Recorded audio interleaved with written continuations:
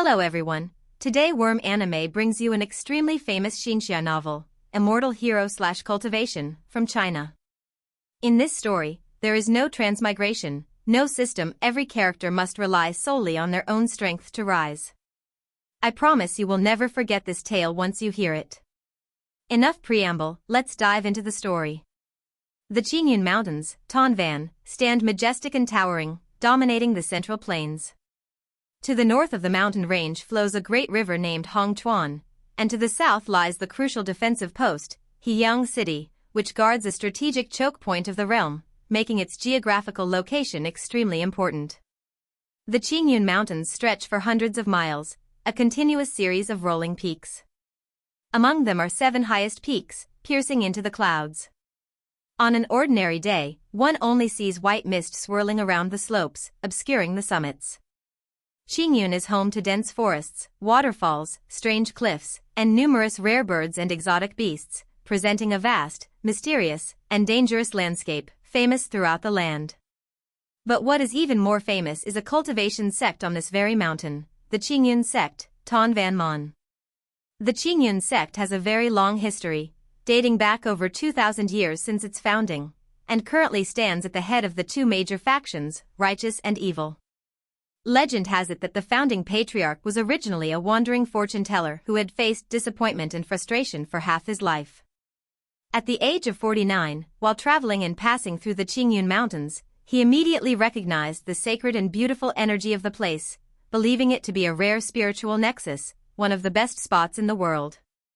He immediately ascended the mountain, endured wind and frost, and dedicated himself to cultivation. Before long, he discovered an ancient, untitled book deep within a secret cave.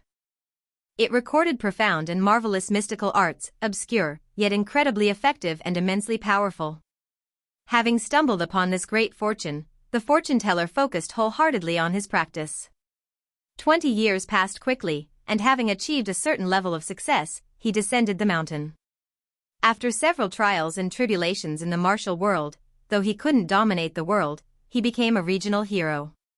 He then established a sect on the Qingyun Mountains, naming it Qingyun, Azure Cloud. As the content of the ancient, untitled book was very close to Taoist doctrines, he adopted the robes of a Taoist priest and titled himself Qingyun Zi, Master Qingyun. His disciples later honored him as the Qingyun True Man. Qingyun Zi lived to the age of 167. During his lifetime, he accepted 10 disciples. Before passing away, he instructed them, "I have spent half my life mastering the art of fortune-telling, and its core essence lies in geomancy, feng shui. This Qingyun Mountain is a rare spiritual land in the mortal world. My Qingyun sect occupying this mountain will surely prosper in the future. You must never abandon it. Remember, remember." All 10 disciples nodded, firmly believing his words, and only then did Qingyun Zi peacefully close his eyes. Unexpectedly, within the next 100 years, whether by the trickery of heaven or simply that Qingyun Zi's geomancy skills were flawed, the Qingyun sect not only failed to flourish but declined with each passing day. Of the 10 disciples, 2 died young, 4 were killed in martial world blood feuds, 1 was crippled, and 1 went missing, leaving behind only 2 branches of the sect. 50 years later, unprecedented natural disasters and earthquakes struck within 100 miles of Qingyun Mountain. Terrible floods and earth-shaking quakes caused countless casualties, wiping out one of the remaining branches. The sole surviving successor had limited talent and meager abilities. Not only was he unable to restore the glory of Qingyun Zi's past, but due to the ancient book, outside enemies were incited to fight for it. After several bloody battles, had it not been for the powerful artifacts left behind by Qingyun Zi, the Qingyun sect would likely have been completely annihilated. This bleak situation persisted for 400 years. The Qingyun sect never recovered and could only be described as barely surviving. By the end, they were even bullied at their doorstep. Of the 7 highest peaks of Qingyun, aside from the main Tongtian peak, the other 6 were occupied by external enemies, including bandits and thugs who used them as strongholds to plunder the surrounding areas, acting recklessly. Those unfamiliar with the situation largely misunderstood that the Qingyun sect had fallen, and while Qingyun disciples often explained that they wished to defeat the enemies but lacked the strength, it was truly pitiful. Looking back now, that was indeed the most bitter period for the entire Qingyun sect. It wasn't until 1300 years ago that the situation finally changed. Perhaps Qingyun's geomancy finally took effect, or the heavens simply tired of toying with the Qingyun sect. At that time, a peerless, world-shaking figure rose up among the 11th generation of Qingyun sect successors, true man Qingyi. Qingyi, whose secular surname was Yi, was originally a poor scholar with exceptional innate talent, but he failed the imperial exams repeatedly.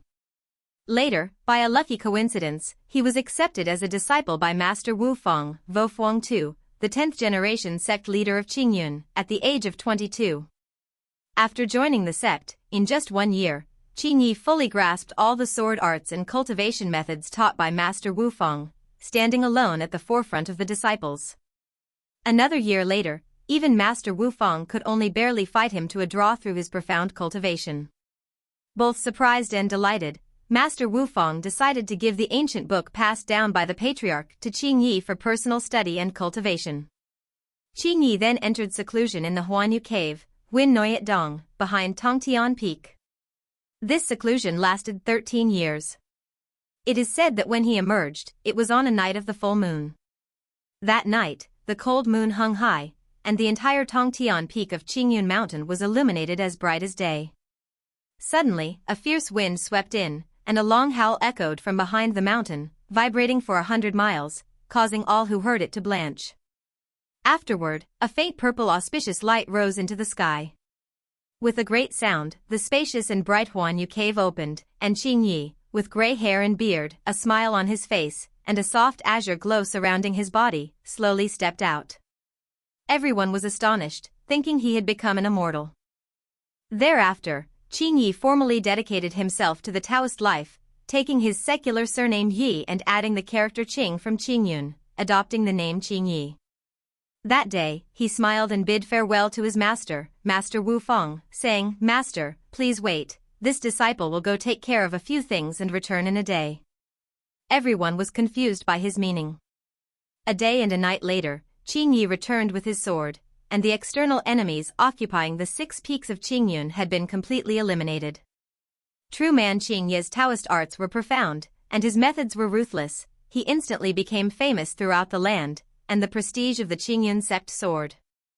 Another year later, Master Wu Feng passed the position of sect leader to Qingyi, then devoted himself to pure cultivation, no longer concerning himself with the trivial matters of the sect. After taking charge, Qingyi wholeheartedly dedicated himself to the sect, assisting his fellow disciples, strictly selecting successors, and, thanks to his understanding of the ancient book, wielded immense supernatural power. The Qingyun sect began to thrive. Within 50 years, they became a pillar of the righteous path, and 200 years later, they became the recognized leader of all righteous sects. True man Qingyi lived to the age of 550. Throughout his life, he was extremely strict in accepting disciples, only teaching 7 individuals, assigning them the 7 peaks, and commanding the 7 branches of the sect to pass down the inheritance together. Among them, the sect leader resided on the main Tongtian Peak, which was the core branch. To this day, the Qingyun sect has nearly 1,000 disciples, masters abound, and their authority is manifest. They stand alongside the Tian'an Temple, Thian'am-2, and the Fenxiang Valley, Fan Hung Kok, as the 3 great sects of the righteous path. The current sect leader, true man Dao Shen, possesses profound cultivation, having reached the level of surpassing the mundane and entering the sacred, making him one of the most unparalleled figures of the current age. At the foot of the Qingyun Mountains, about 50 miles northwest of Heyang City, lies a small village called Chao Miao Village, Tao Miu Thon. The village has over 40 households with simple, honest temperaments. Most villagers earn a living by gathering firewood on the mountain to sell to the Qingyun sect for silver. On ordinary days, the villagers often see Qingyun sect disciples passing by, many of whom possess astonishing abilities. They highly revere the Qingyun sect, treating them as enlightened immortals. And the Qingyun sect has always taken care of the people in the surrounding area, treating the villagers well. That day, the sky was overcast, and dark clouds hung low, giving people a heavy, stifling feeling. Looking out from Chao Miao village, the Qingyun Mountains towered straight up, with steep peaks and dangerous cliffs, dark and menacing. However, the villagers, having lived there for generations, had seen this sight countless times and paid it no mind, let alone the young, innocent children. "Hey, you little brat, where do you think you're running?" A shout, accompanied by several bursts of laughter, came from the mouth of an older boy. He looked about 12 or 13, with clear eyes and handsome features, leading about 4 or 5 other children, both boys and girls, chasing a smaller boy running ahead. The small boy, who looked about 2 years younger, was short, with a cheerful face. He was running with all his might, occasionally looking back and making a face to provoke them. "Zhang Xiaofan, stand still if you know what's good for you," the chasing boy called out loudly. The small boy running in front, named Zhang Xiaofan, let out a hiss and shouted back while running, "As if I were a fool." With that, he ran even faster. During the chase, the children gradually drew closer to a dilapidated, old grass temple on the east side of the village. From the outside, the temple was incredibly run down, having withstood countless storms. Zhang Xiaofan, running first, rushed straight inside, but unexpectedly tripped over the doorstep. With a thud, he tumbled down. The children behind were delighted and instantly swarmed him, piling on top of the small boy. The handsome boy with clear eyes looked triumphant and laughed, saying, "I caught you. You have nothing to say this time, right?" Unexpectedly, Zhang Xiaofan's eyes darted slyly, and he said, doesn't count, you tricked me." "How can it count?" The other boy was surprised and asked strangely, "When did I trick you?" Zhang Xiaofan retorted, "Well done, Lin Jingyu. You dare say you didn't put this doorstep here?" The boy named Lin Jingyu shouted loudly, "Of course not." Zhang Xiaofan pursed his lips, tilted his head, and seemed absolutely unwilling to surrender or yield. Lin Jingyu's anger flared. He grabbed the other boy's neck with one hand and angrily demanded, "We said if you get caught, you lose. Do you submit or not?" Zhang Xiaofan completely ignored him. Lin Jingyu's face flushed red, he put strength into his hand and yelled, "Submit or not? Submit or not? Submit or not?" At this point, the other children felt something was wrong and quietly huddled together, leaving only the 2 young boys, who, due to their argument and stubbornness, were locked in a fierce, obstinate standoff. It seemed a great disaster was about to unfold. Suddenly, a Buddhist chant was heard from a hidden corner of the grass temple, followed by a voice, "Amitabha Buddha, please stop now." A withered hand shot through the air, extending 2 fingers, and flicked Lin Jingyu's hands. Lin Jingyu jolted as if struck, his whole body shook, and his hands instinctively let go. Zhang Xiaofan gasped for air, clearly having been choked for too long. The 2 boys froze in place. Regaining their senses, they recalled the recent scene and looked at each other. Lin Jingyu stammered, "Xiaofan, I'm sorry. I don't know why I..." Zhang Xiaofan shook his head, his breathing gradually steadying, and said, "It's okay." "Oh, who is that?" The children followed his gaze and saw an old monk standing inside the temple. His face was covered in wrinkles, and he wore a tattered kasaya, Buddhist robe. His whole body was dirty and smudged from head to toe.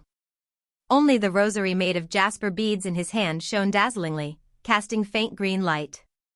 Oddly, among the dozen or so perfectly luminous jasper beads, one dull, dark purple stone, neither jade nor common rock, was interspersed.